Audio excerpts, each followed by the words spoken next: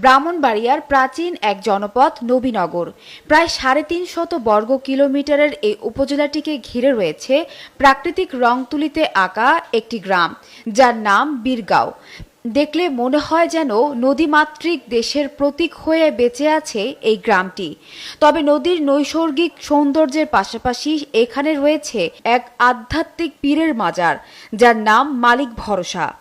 মাজার প্রসঙ্গে এর ইতিহাস সম্পর্কে স্থানীয়দের সাথে কথা বলে জানা যায়, মাজারের নিদ্রাগত ব্যক্তিটির নাম নুরুল হোসাইন।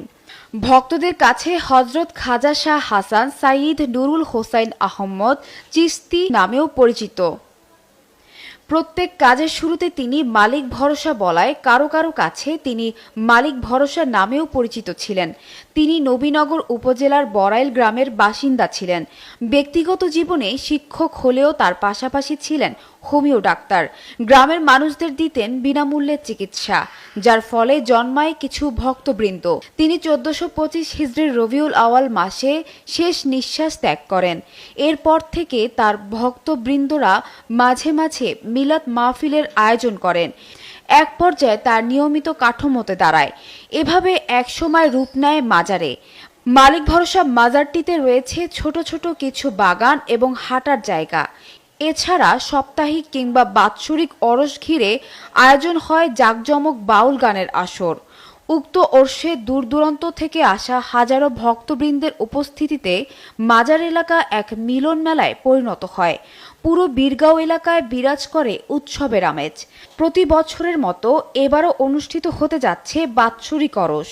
আগামী ২৭ ও ২৮ আগস্ট রোজ বুধবার ও বৃহস্পতিবার এই ওরস অনুষ্ঠিত হবে।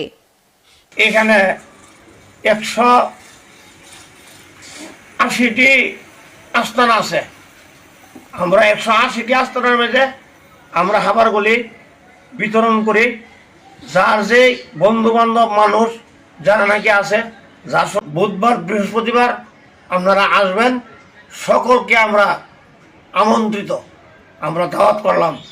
উক্ত ওরসকে কেন্দ্র করে ইতিমধ্যে মাজার কমিটি ব্যাপক প্রস্তুতি গ্রহণ করেছে। আমরা বাৎসরিক কাজকর্ম করতেছি, এটা আমরা সৌভাগ্য, আমরা খুব সুন্দরভাবে কাজকর্ম করতেছি। সবাই দাওয়াত লইল, দেখে যাবেন।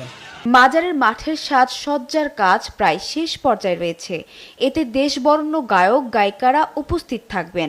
রয়েছে ভক্তবৃন্দের জন্য থাকা খাওয়ার ব্যবস্থাও। উক্ত ওরসে সকলকে আমন্ত্রণ করেছে মাজার কমিটি।